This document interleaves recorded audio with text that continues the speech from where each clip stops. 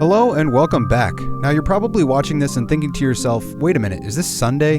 Did I black out all weekend? Well, don't worry, you're not losing it. This video is coming out early as I'll be away this weekend, and for the first time since I started Data Draft, there won't be an upload on Sunday, just letting you all know right now. But in this video, we'll go over everything we usually do with slightly less current data than usual. For week 5, I don't know what got into Nikita Kucherov. What an insane week he's had. I'm recording this Friday night, and as of now, over his last 4 games, 5 goals, 7 assists, 12 points, 4 power play points, and 20 shots. And to think he was sliding out of the first round in some drafts this year. But he's owned up, and you're looking ahead towards week 6, so let's jump into the schedule. Looking at the schedule for week 6, there's 3 really excellent schedules. There's also 3 pretty decent schedules with 4 games. But first, we want to make note of all the teams that aren't playing all that much this week. So the Rangers, only 1 game. That's against the Devils, I believe, Friday night. So they are a team, if you have any guys, they've been extremely good, but they don't have any volume this week, so you can drop all of those guys. Boston, Carolina, Dallas, Detroit, Kings, Wild, Preds, Sens, Sharks, Toronto, and Washington, all with 2 games.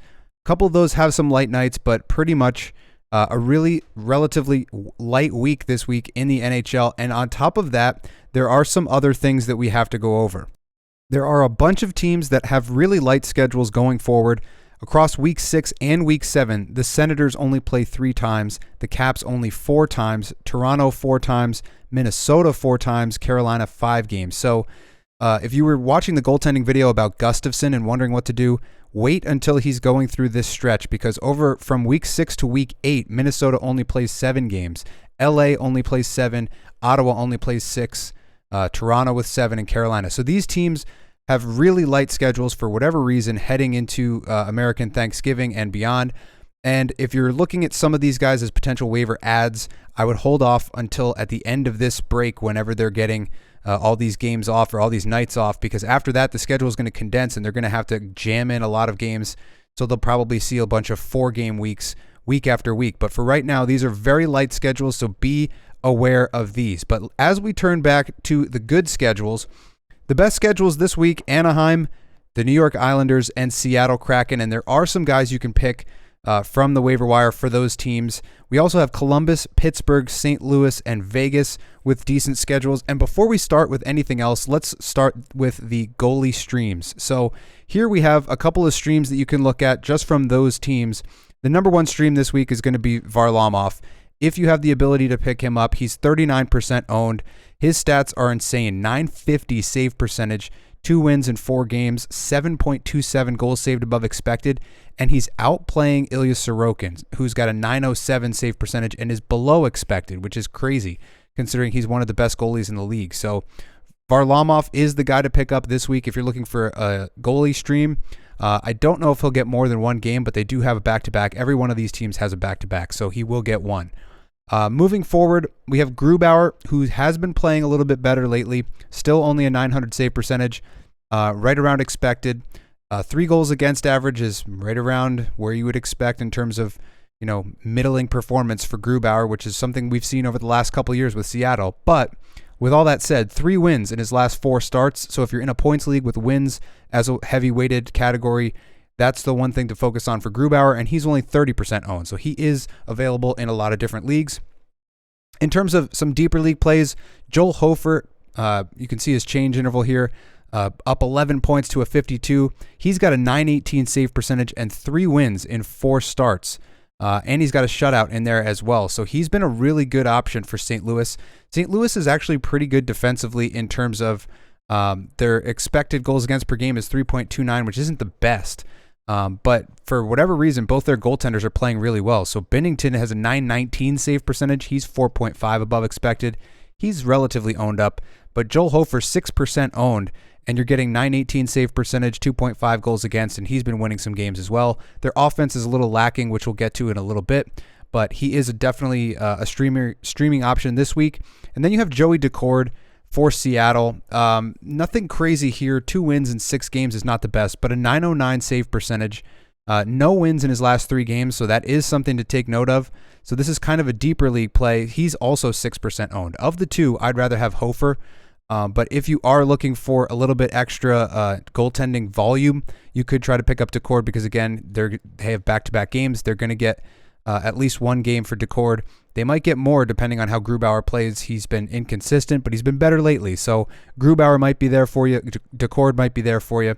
But there are some other teams that have some back-to-backs. So let's go over some of those and the goaltenders you can pick from them. So you can see here on the daily faceoff schedule, right at the top, Anaheim has a back-to-back Tuesday, Wednesday, and one of them is against Nashville. That's the game you'd want to target. Both goaltenders have been playing really well, and they're both right around the same ownership. So Dostal, 47% owned. He's got 4 wins in a row. He's got a .920 save percentage, so that's something to take note of. John Gibson, 46% owned. .921 save percentage, which is really good, but only 2 wins in his last 7 games. Of the two, I'd prefer to have Dostal or whoever's starting this game against Nashville, but both of those could be potential options in a 12-team league. As we move a little bit further down, Chicago has this back-to-back Nashville and Buffalo. That would be Saturday and Sunday.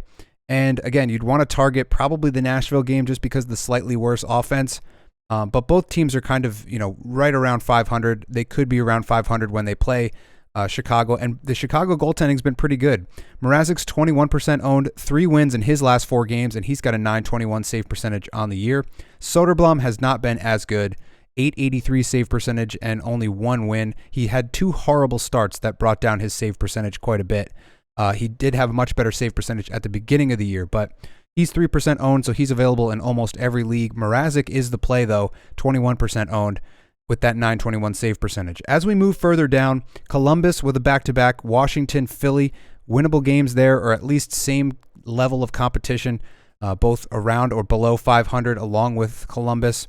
And Columbus's goaltending hasn't been all that bad, especially Spencer Martin. 1% owned, no wins in his last 3 starts, but he's got a .918 save percentage on the year. Merzlikins, 26% owned. He's got 3 wins on the season, but an .897 save percentage. So it really comes down to what you're looking for. Are you looking for save percentage or are you looking for wins? And, take your pick as to which one of these games or both you think Columbus could win, but these are winnable games. They're not outlandish opponents that they're going to have to try to, match pound for pound. So this is an opportunity to get one of those goaltending streams. As we move a little further down, Florida has a back-to-back. They also play San Jose.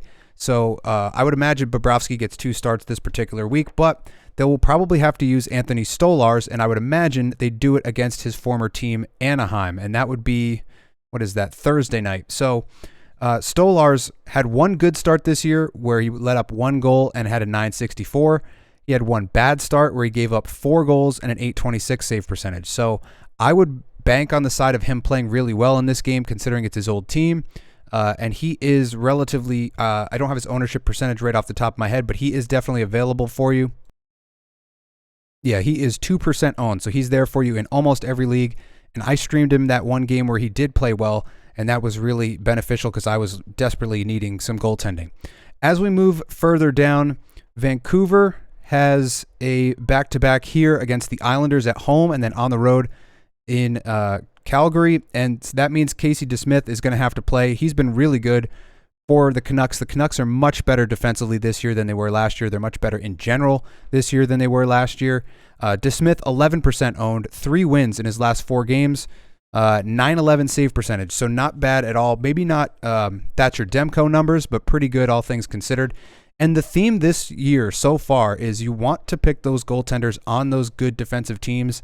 This is something I've been preaching on the channel for a long time, but it's more evident this year than ever because the skilled goaltenders on bad teams are still not producing well. Guys like Saros, guys like Hellebuck have not kind of found their game the way that they normally do. So those, the Boston tandem has been really good, as we mentioned in the goalie video, the Vegas tandem, things like that. You want to pick those good defensive teams. And right now that does include the Vancouver Canucks, which is something that we didn't think we would say.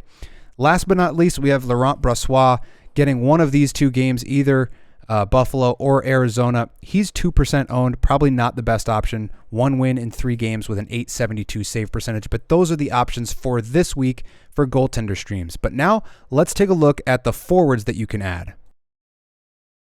We'll start with the Anaheim Ducks, and their best player right now is Frank Vatrano, at least fantasy-wise. He's an 87 completeness rating, which is kind of insane to think about, but he's getting the blocks, he's getting hits, he's getting power play production, tons of shot volume, a bunch of goals.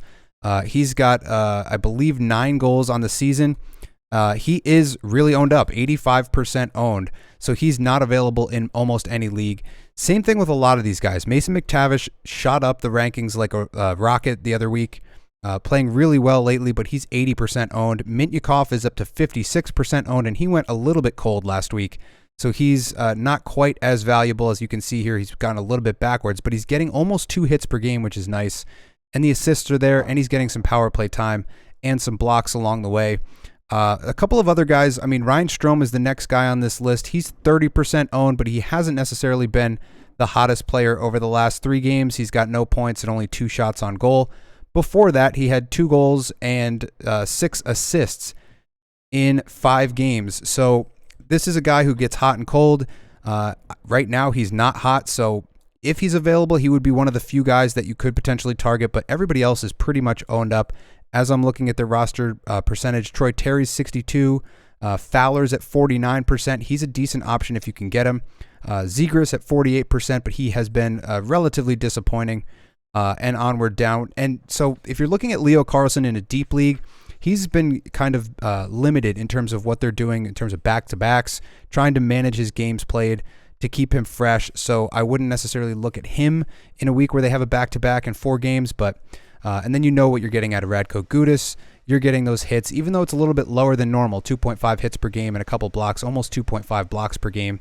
And Gudas is 46% owned. So again, all of these guys that you would potentially want are owned up. You do have Alex Killorn, who's dual eligible. He's 27% owned, but he hasn't done anything yet. In 2 games, only 2 shots and no points on the board. So not a lot going on in Anaheim. So we'll move it on to the New York Islanders, who have another really good schedule, as we mentioned off the top. And one of the guys that I just picked up in a trade, Matt Barzal, I just kind of wanted to highlight his shot volume. 3.58 shots per game is really unusual for Barzal. You're not used to seeing this. And he was a guy that I was staying away from for a number of years in fantasy because of the lack of shot volume and goal scoring. But it's kind of there now. So he's 62% owned, dual eligible this year, center right wing. 9 points in 12 games. Most of those are assists. 4 of those are on the power play, though. So he is an option, but he, again, is relatively owned up at 62%. You have Brock Nelson at 68%. He's a little bit more goal-heavy, similar type of shot volume. Bo Horvat's 82%, and Dobson is one of the best defensemen in fantasy right now. You can see why. Point per game, really high goal production, assists, shots are pretty decent, power plays there, blocks are there. The only thing he doesn't do is hit, but he's an 85 on the completeness rankings and one of the best defensemen in terms of completeness, so that's why he's 95% owned. Some guys that you can own. Anders Lee has been really disappointing so far, only 2 points in 12 games. He's 28% owned, but here's what I wanted to highlight, and I'll bring this over if I can. With goaltending, we talk a lot about goals saved above expected. Well, this is goals above expected, and this is what you're expected to get and how much more or less you're getting compared to that number. Anders Lee, minus 4.7, which is unusually high. He's expected to score quite a bit, 1.81 expected goals per 60, and just hasn't gotten it done. And the reason is 2.3% shooting on unblocked shots, 3.8% shooting overall. So his shooting percentage is really low. He's getting the chances. He's always that power play net front guy. It's just a matter of time before he breaks out. So I would definitely look at him as a buy low opportunity right now. And as I mentioned before, he's 28% owned. So he's there in probably most 12-team leagues and beyond. So he's definitely a guy to look at in a week like this where they have 4 games. We'll go back to the player hub and look at some more. You do have Kyle Palmieri there. He's not my favorite player to pick up in fantasy. Single position right winger, 6% owned. He's got 8 points in 12 games, 3 goals, 5 assists, 3 of those on the power play, 25 shots. The shot volume is just around 2 shots per game, which isn't the best. It's not the worst. The power play production's relatively good, but he's always kind of underwhelming to me. Not my favorite option. And then there's one other guy who's relatively hot right now, and that's Simon Holmstrom. He's got 3 goals in his last 4 games, but the problem with that is he's got almost no shot volume, and as you can see here, he's really low in everything else, getting a couple blocks. The goal production has been there, but everything else is really low. So when you see him, it's kind of like throwing a dart at the dartboard. You can if you want to, because he's hot. He's got 3 goals in his last 4 games, but I wouldn't necessarily recommend it. Now let's move on to the Seattle Kraken. They are the 3rd best schedule, or one of the top 3 best schedules. I didn't necessarily prioritize them, but they do have a good schedule, and they do have some guys you're going to want to own this week in a good week. So we'll start with Jaden Schwartz, who is really hot right now. 3 goals, 5 assists in his last 6 games, 3 of those on the power play, and 17 shots. He's dual eligible center left wing, and he's only 37% owned. So he's available in a lot of different leagues, a shade under a point per game, half a goal per game so far. The power play production's really good, 96th percentile there. The shot volume just a shade under 3 shots per game. So really doing a lot here. And he's been a guy that I've looked at a number of times over the last 2 years and just never pulled the trigger on because he's not quite good enough for my standards in terms of a 12-team league. But right now he is. He's close to that point per game. He's an 81 completeness rating, and he's their top-rated player in terms of his weighted rating as well with that heavy goal production. So he's one of the best owns this week. Vince Dunn's pretty much owned up. We know that. If you're looking for a defenseman, you could go with Justin Schultz. He's been playing pretty well lately. A goal, 4 assists in his last 5 games, 2 of those on the power play. You're just not getting a lot of peripherals, and you're not getting a lot of shot volume, but he has been relatively hot lately, and he is one of those guys that quarterbacks that power play.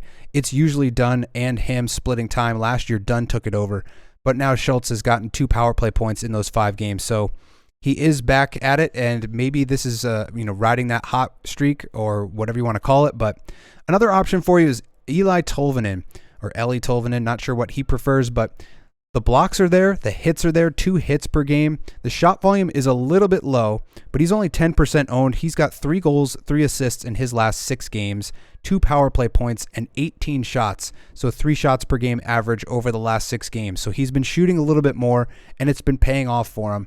And you can see here the hits are pretty good for a guy who's not necessarily known for that, but maybe he's picked that up along the way. Usually a goal scorer, one of the better shooters that they have. And at 10% owned, I would definitely like to take a flyer on him. You know about Matty Beniers. He's one of those guys that we were talking about a lot last year, especially around November and December. And he's improving, heading in the right direction. He has a goal and 3 assists in his last 3 games, 2 power play points. He's 44% owned, so the ownership is a little high for his production.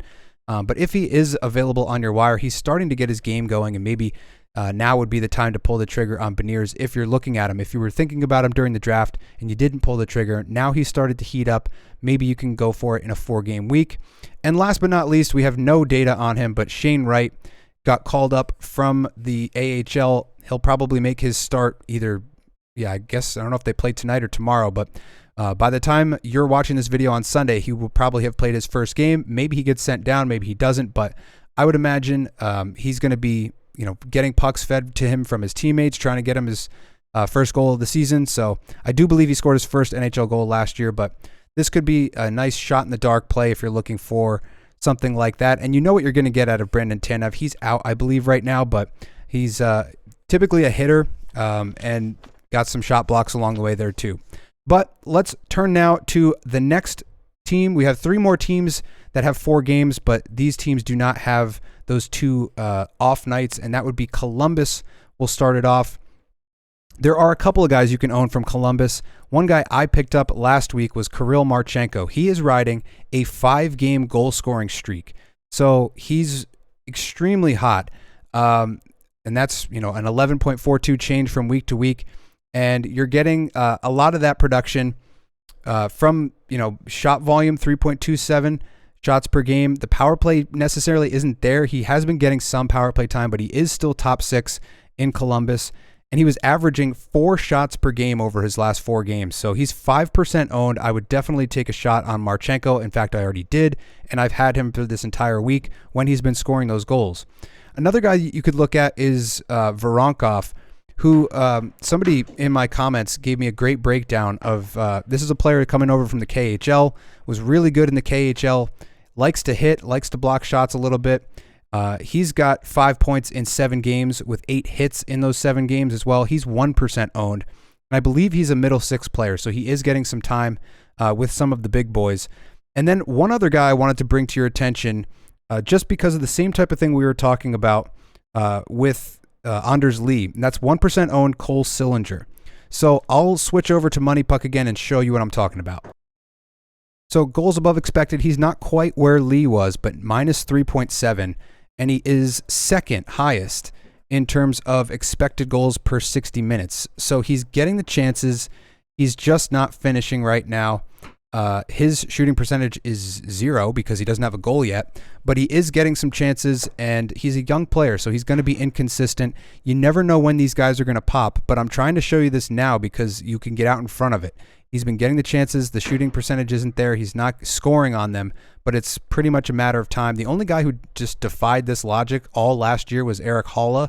He was on this list in terms of league-wide goals below expected, one of the leaders, and just never scored.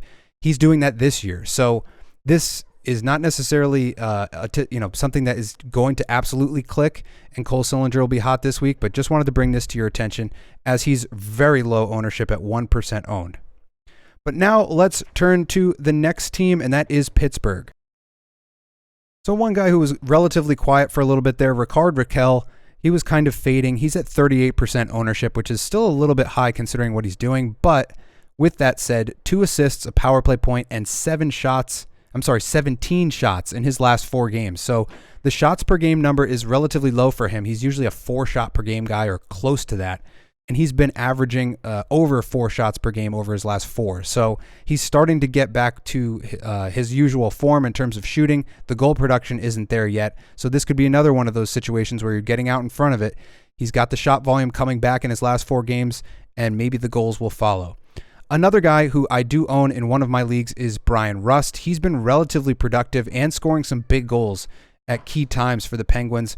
93rd percentile in goal production. He's got 7 goals in 12 games. He's got 2 goals and 3 assists in his last 3 games. So he's also really hot. He's 53% owned, so he's not there for you in every league format, but relatively complete. Not getting a ton of power play time, which is to be expected with the talent that they have there. But everything else looks really good, including the blocks number and the shot volume, 3.25 shots per game. Another guy that I own, Riley Smith, dual eligible left wing, right wing. He's 58% owned, so a little bit higher than Rust. 2 goals, 2 assists, 2 power play points in his last 3 games. So he is getting the power play time, unlike Brian Rust. And the goal scoring is pretty much right there. So 6 goals in 12 games. Kind of the same type of stats, kind of the same type of player in terms of top 6, middle 6 kind of look and feel. They're going to be getting you that access to Malkin and Crosby. So Riley Smith has been one of those guys I like for the positional flexibility. Brian Rust has been a little bit more complete, but both of these guys are decent options in shallower leagues this week, as they do have that 4-game week. But pretty much everybody else is relatively underwhelming unless they're owned up, like Carlson and Letang and all those guys that you know and probably already have. So we'll switch it up and go to St. Louis for their waiver ads this week. And there are some guys you can get access to. One of the guys that I streamed once didn't necessarily stick with it, but that's Braden Shen. You're getting a lot of hit volume, so 2.67 hits per game. And then the offense has started to follow lately. 2 goals, 2 assists, 8 hits in his last 4 games. He's only 34% owned, and he's dual eligible center and right wing. If you're looking for hits, you could also go to Sammy Blais, 3.58 hits per game. That's what you're going to get out of him. He does score goals occasionally. He did that quite well at the end of last year, but he doesn't have that going right now, so it's mainly just hits right now. 3% owned. He's available for you in almost every league. 15 hits in his last 4 games on top of that. And a guy that I picked up at the beginning of last week, Robert Thomas. He's the guy on the 5-game goal streak. I got that wrong. It wasn't Marchenko. Marchenko actually had 3 goals and an assist in his last 4 games. Thomas is on the 5-game goal scoring streak, and I picked him up for that, at least most of that streak. So 36% owned, 6 points in 6 games, 5-game goal streak. And what you're getting out of him, not a lot of shot volume, which is the only thing that's kind of underwhelming, but he has been making them count. 6 goals in 12 games is really nice to see. And there's not a lot of players scoring goals for St. Louis. They're one of the lowest scoring teams in the league right now, which is why that not a lot of these guys are going to be good options. Now, Buchnevich is a guy that I usually do recommend, And last year, he was one of the better players that you could have had off the waiver wire. He was relatively low owned at the beginning of the year. He popped off at some point during the season. He's right now center, left wing, dual eligible, 43% owned. And he hasn't quite gotten it going yet, but he's got 2 assists in his last 3 games. And last year, he was above a point per game when he was healthy. So this is a guy who I would definitely be looking at as a buy low candidate. Maybe not a waiver pickup, but if you can, it's definitely worth it in my opinion. The data does not back that up right now in terms of this season's data, but if you look at last year's hub, he was much, much better. Now, one other guy I wanted to talk about is Vrana. Same type of thing. You're not seeing it in this year's data, but he's been a half a goal per game guy over the last number of years. Not just last year, but when he was with Washington, when he was with Detroit, he was a half a goal per game guy, and he's just not there yet. But this is another one of those situations, getting out in front of it. Vrana has been one of those goal scorers for a long time now. Per 60, one of the better guys. 3 shots per game in each of the last 5 games. So it hasn't happened yet, but he's getting the shots through, and he's only 2% owned. So he is available for you in almost every single league. So those are some options from St. Louis. I'll bring up Vegas, but there's really nothing to talk about here because everybody that you're going to want is owned up, and everybody is playing relatively well or regressing within a certain margin here. Paul Cotter was relatively productive earlier in the year. The hits volume is great, 2.8 hits per game, but the offense has dried up a little bit over the past number of games. Other than that, there's not a whole lot to look at. Chandler Stevenson's injured right now. Caden Korzak has been going in the wrong direction a little bit, not quite as valuable, and especially once they start to get their defense core back healthy, he will drop in value because he's currently taking one of those spots from either White Cloud or I think it was Martinez, who might actually be back already. Some other guys, Dorofeyev is a nice goal scorer, just hasn't happened yet. Not a whole lot to like here in this file, and pretty much everybody else that you're going to want is owned up, 70% or more. So not a whole lot to talk about here, but that's going to do it for the waiver ads this week. We're not going to touch on trending players. This video is going long enough, and the data is not necessarily fresh heading into week 6, so we'll cut it off here. Thank you for watching as always, and I will see you in the next one.